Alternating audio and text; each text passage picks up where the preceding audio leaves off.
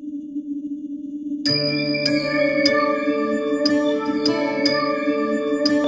ગણેશાય નમઃ.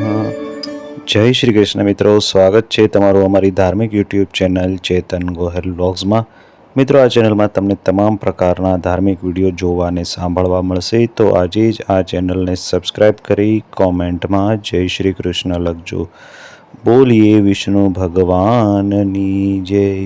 વસુદેવ વસુતમ દેવમ કંસચારુરમર્દનમ દેવકી પરમાનંદમ કૃષ્ણમ વંદે જગદગુરુ. મિત્રો, આજના વિડીયોમાં આપણે વાત કરીશું દેવશયની એકાદશી ક્યારે આવે છે, તેનું શુભ મુહૂર્ત અને તેનો મહિમા. તો વિડીયોમાં અંત સુધી જોડાયેલા રહેજો.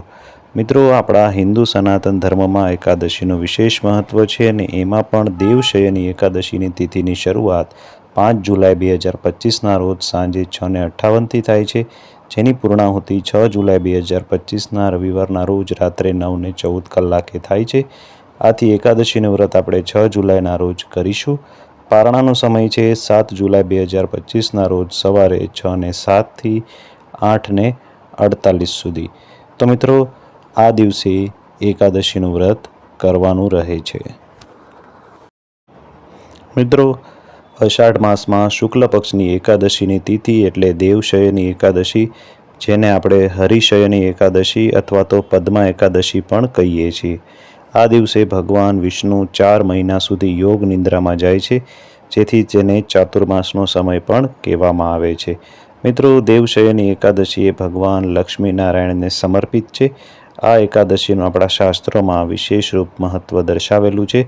દેવશયની એકાદશીના દિવસે ભગવાન વિષ્ણુ 4 મહિના યોગ નિંદ્રામાં જાય છે અને ત્યારબાદ ભગવાન એ કારતક માસમાં શુક્લ પક્ષની એકાદશીના દિવસે જાગે છે. મિત્રો, ભગવાન વિષ્ણુનો આ દરમિયાન શયનકાળ શરૂ થાય છે. દેવશયની એકાદશીમાં 4 મહિના સુધી ભગવાન એ શયનકાળમાં રહે છે. ત્યારબાદ એ કારતક માસના શુક્લ પક્ષની એકાદશીના દિવસે ભગવાન જાગે છે એવું માનવામાં આવે છે. આ દરમિયાન કોઈપણ પ્રકારના શુભ કાર્ય જેવા કે વિવાહ, મુંડન, જનેવ એ કરવાની મનાઈ હોય છે. આ 4 મહિના સુધી શયનકાળમાં ભગવાન વિષ્ણુ જાય છે. આવો જાણીએ તેના રહસ્ય. બ્રહ્માંડના નિયંત્રક અને પાલનહર્તા ભગવાન શ્રી હરિવિષ્ણુ છે. આવી સ્થિતિમાં દેવશયની એકાદશી પછી ભગવાન આખા 4 મહિના જ્યારે યોગ નિંદ્રામાં જાય છે, આ સમયગાળાને ઊંઘનો સમયગાળો કહેવામાં આવે છે. એવું માનવામાં આવે છે કે ભગવાન વિષ્ણુ સૂઈ ગયા પછી ભગવાન શિવ બ્રહ્માંડ ચલાવવાની જવાબદારી લે છે. તેથી ચાતુર્માસના 4 મહિનામાં ભગવાન શિવની પૂજા વિશેષ ફળદાયી માનવામાં આવે છે. દેવશયની એકાદશીનું વ્રત કરવાથી વ્યક્તિ ધન, આરોગ્ય અને સમૃદ્ધિની પ્રાપ્તિ કરે છે. આ દિવસે ઉપવાસ અને ઉપાસના કરવાથી તમામ પાપોનો નાશ થાય છે, મોક્ષની પ્રાપ્તિ થાય છે. આ એકાદશીનું વ્રત કરવાથી ખાસ કરીને શનિ ગ્રહના અશુભ પ્રભાવથી રાહત મળે છે અને જીવનમાં સુખ, શાંતિ અને સમૃદ્ધિ આવે છે. એવું માનવામાં આવે છે કે આ વ્રતના પ્રભાવથી વ્યક્તિને ભગવાન વિષ્ણુની કૃપા મળે છે, જેની તમામ પરેશાનીઓ દૂર થાય છે. મિત્રો, આ દિવસે વ્રત કરનાર વ્યક્તિએ બ્રહ્મ મુહૂર્તમાં સ્નાન કરવું, સ્વચ્છ વસ્ત્રો પહેરવા, આ પછી ભગવાન વિષ્ણુની પૂજા કરવાનો સંકલ્પ લેવો. ત્યારબાદ ઘરના મંદિરને સાફ સફાઈ કરી ભગવાન વિષ્ણુની મૂર્તિ અથવા ચિત્રને ગંગાજળથી સ્નાન કરાવી, પીળા વસ્ત્રો પહેરાવી સુંદર ફૂલોથી સજાવો. ત્યારબાદ પૂજા માટે લાવેલા ચંદન, તુલસીના પાન, અક્ષત, ધૂપ, દીપક, નૈવેદ્ય, પંચામૃત, ફળ અને પીળા ફૂલનો ઉપયોગ કરવો. ભગવાન વિષ્ણુની મૂર્તિ સામે દીવો પ્રગટાવી ધૂપ, દીપ, ચંદન, ફૂલ વગેરે ચડાવવા. ભગવાન વિષ્ણુને નૈવેદ્ય તરીકે પંચામૃત અને ફળ અર્પણ કરવા. ત્યારબાદ વિષ્ણુ સહસ્ત્રનામના પાઠ કરી, વિષ્ણુ સ્ત્રોતનો પાઠ કરી ભગવાનની આરતી કરવી જોઈએ. તો મિત્રો, આ રીતે આ દિવસે પૂજા વિધિ કરવી જોઈએ. મિત્રો, એ વાતનું ધ્યાન રાખવું કે જ્યારે પણ આપણે ભગવાન વિષ્ણુને ભોગ ધરાવીએ છીએ તેમાં તુલસી પત્ર જરૂરથી ઉમેરવું જોઈએ. તે બાદ ભગવાન વિષ્ણુના મંત્રનો જાપ કરવો. આ સાથે ભગવાન વિષ્ણુના સ્ત્રોતનો પાઠ કરવો અને આ દિવસે પીપળાના વૃક્ષની પૂજા પણ કરો. ધ્યાન રાખવું કે વ્રત કરવાની સાથે સાથે પૂજા બાદ કથાનો પણ પાઠ કરવો જરૂરી છે. મિત્રો, હવે ધ્યાન રાખીએ કે આ દિવસે આપણે કઈ ભૂલ ન કરવી જોઈએ. તો માં તુલસીમાં છોડમાં માં લક્ષ્મીનો વાસ હોય છે. એવું કહેવાય છે કે આ દિવસે માં લક્ષ્મી નિર્જળા વ્રત કરે છે, તેથી તુલસીના છોડને પાણી ન આપવું. આ સિવાય ભગવાન વિષ્ણુને તુલસી પ્રિય હતા, તેથી એકાદશી પર તુલસીના પાનને તોડવા નહીં. જરૂર હોય તો સૂર્યોદય પહેલાં તોડી લેવા. જેવા તેવા હાથે અથવા તો બૂટ ચપ્પલ પહેરીને તુલસીના પાનને ન તોડવા જોઈએ. મિત્રો, હવે જાણીએ કે આ દિવસે આપણે શું કરવું અને શું ન કરવું. તો મિત્રો, આ દિવસે એક જ વખત ભોજન લેવું જોઈએ. રાત્રે તમે ઈચ્છો તો ફળ ખાઈ શકો છો.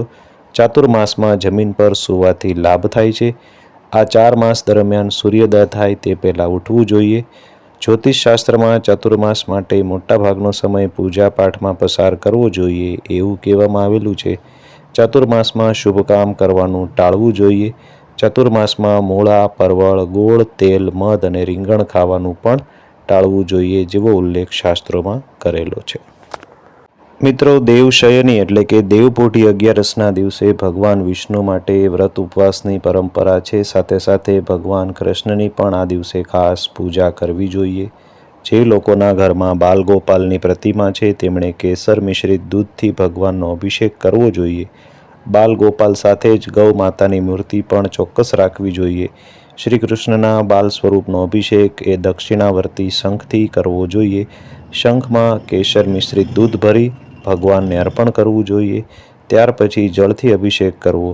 તે પછી ભગવાન કૃષ્ણને પીળા ચમકીલા રેશમી વસ્ત્ર પહેરાવા. ફૂલહારથી શૃંગાર કરો. ચંદનથી તિલક લગાવો. તુલસી સાથે માખણ, મિશ્રી, દૂધથી બનેલી મીઠાઈનો ભોગ ધરાવો. ધૂપ દીપ પ્રગટાવી આરતી કરો. પૂજામાં કમ કૃષ્ણાય નમઃ મંત્રનો જાપ કરવો જોઈએ. ભગવાન પાસે જાણી અજાણીએ પૂજામાં થયેલી ભૂલ માટે માફી માગો. પૂજા પછી પ્રસાદ વેચો અને તમે પણ ગ્રહણ કરો. આ દિવસે ગૌશાળામાં ગાયની દેખરેખ માટે દાન પણ કરી શકાય. સાથે જરૂરિયાતમંદ લોકોને ધન, અનાજ, કપડાં, વસ્તુ વગેરેને પણ દાન કરી શકાય, ભેટમાં પણ આપી શકાય છે.